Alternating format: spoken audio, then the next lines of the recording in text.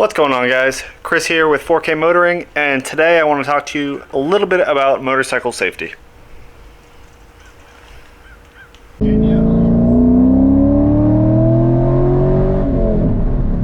Hopefully by now, a lot of you have seen some of the motorcycle content on my channel and know I very much enjoy riding motorcycles. If you like it too, go ahead and hit that like button for this video and subscribe. There's definitely going to be some more of that content coming in the near future. To start this video off, I want to go ahead and give you guys my 2 rules for motorcycle safety. If you don't know, I have worked in public safety from being on the ambulance and working patrol for about 12 years now. And I've developed through different things I've responded to, through my own experience on motorcycles, I've developed 2 rules that I think make the biggest difference in being safe while riding a motorcycle on the road. Those are going to be rule number 1, be visible. And clearly, a tall, brightly colored bike with headlights that rival the sun, running your high beams during the day, wearing fairly bright colors, things that stand out, definitely serve to that end. And number 2, be predictable. People that are driving cars, the majority of traffic out there, they are used to seeing other cars. They're used to other cars acting the way traffic normally acts. They're used to acceleration, turning, braking, things like that in a specific way at a specific speed. When they see a motorcycle, obviously with rule number 1, if they see a motorcycle, they're going to expect it to do things that they're used to. They're not prepared for the motorcycle not to do those things. And when accidents tend to happen is when motorcycles then do those things that cars can't. It's amazing that you can accelerate as fast as you can on these motorcycles. They weigh nothing and they're just rocket ships. But people don't expect that and they're not prepared for that. That is a good way to get yourself into a situation where you get hurt. So what I want to focus on in this video is my rule number 1, being visible. What I'll talk about first is just the general appearance of a motorcycle, right? Colors make a big difference. A lot of bikes come black or dark gray. It's a very common color. A lot of people think it looks cool, and it does. They do look great when they're dark, slick, kind of aggressive, mysterious looking, but they become invisible on the road. If you've ever ridden any bikes back to back that are otherwise the same, just different colors, you can see the way traffic treats you, and it is totally different. Not necessarily white, but something that is this brightly colored, white and red, definitely stands out a little bit. Some of those brighter colors, sometimes some patterns, definitely stands out, and that makes a big difference. One thing that is hard to notice about the color though is nighttime riding and kind of off-peak hours where there's decent shadows or different stuff going on with lighting.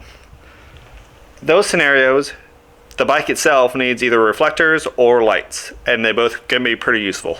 If you guys can ignore the Rudolph nose and ears, obviously it is near the holidays, you can see this headlight array that the Multistrada has. These LEDs are insanely bright. Like I said, they definitely rival the sun. I run with the high beams on during the day, and you can see the turn signals that are in the handguards are easy to see. Typically speaking, when it comes to the back of a motorcycle, the story is not the same. The lighting and visibility on the rear of a motorcycle is typically pretty poor by comparison to the bright lights that they put on the front of them. This Multistrada is certainly no exception. We can see our taillight section in the back here, that the exterior glows for the taillight and the center lights up for the brake light. No doubt it is very bright, but it is a very small surface area of light.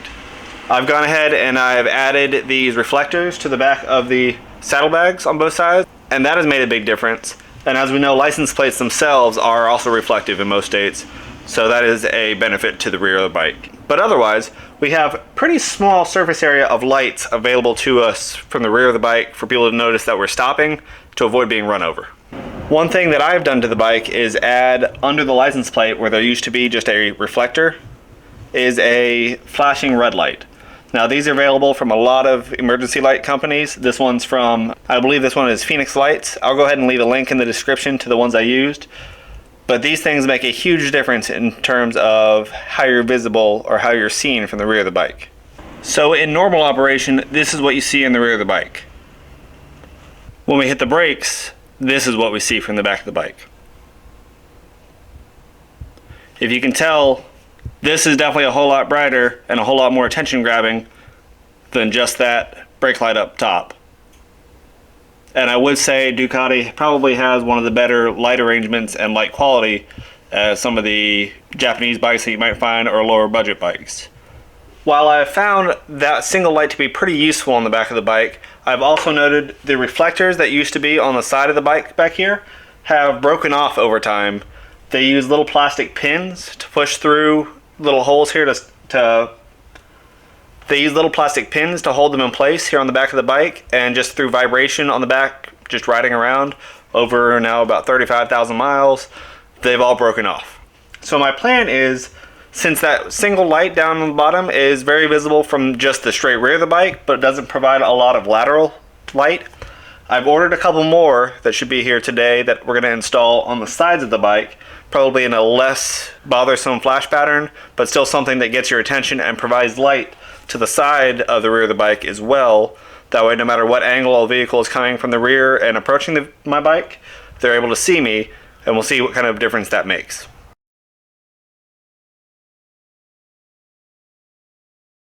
It's starting to get a little darker out. I wanted to show you what these lights really look like from a couple different angles. So here they are.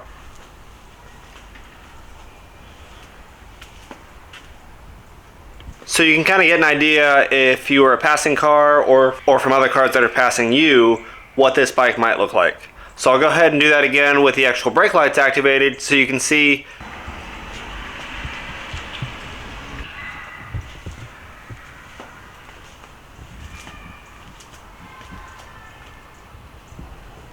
Okay guys, I wanted to show you what the reflector looked like that was on the bike. As you can see, the size of it here.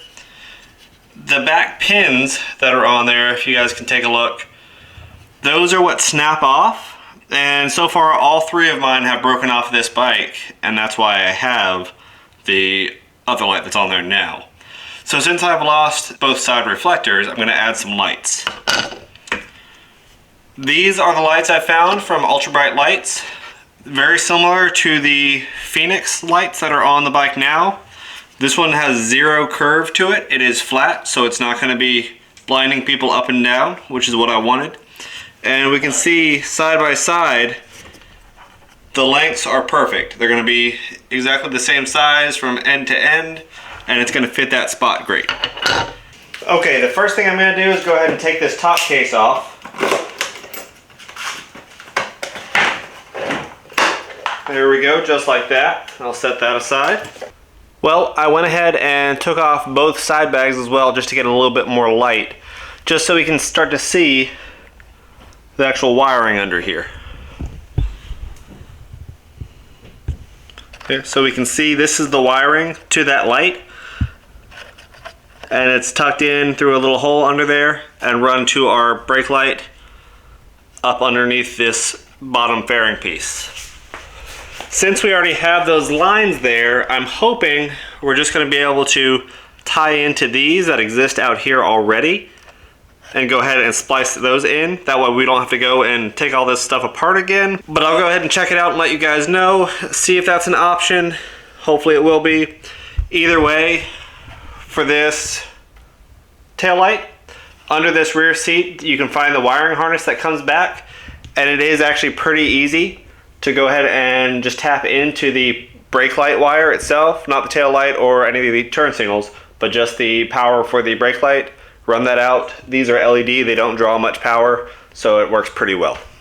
Well, I've gone ahead and finished mounting the lights onto the frame. Haven't wired them up yet, but just want to give you guys a little look at what they actually look like on the bike, see how they stand out, and just see how they seem to match the whole aesthetic here.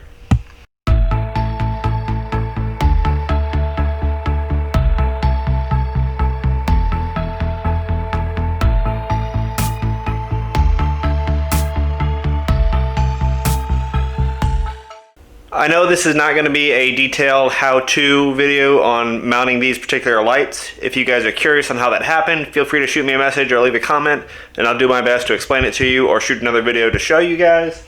I just want to go ahead and do the before and after to show you what lights like this could look like and why you should do it.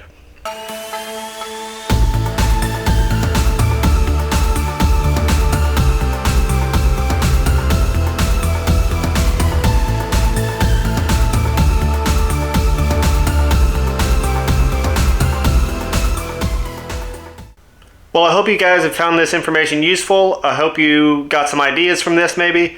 Again, check your local laws to see exactly what you're able to do. All these lights are able to do it just a steady mode, so if you're not allowed to have flashing, you can still use the same lights and just have them on steady burn when you hit your brake light. We'll still have a whole lot more light area in the back of your bike, make you a whole lot more visible. So if you haven't already, go ahead and hit that like button. Really means a lot to us, lets us know what you're enjoying, and helps this video get out there to more people. Hit that subscribe button. We're definitely going to have some more motorcycle content coming this year. As always, thanks for watching 4K Motoring, and we'll see you next time.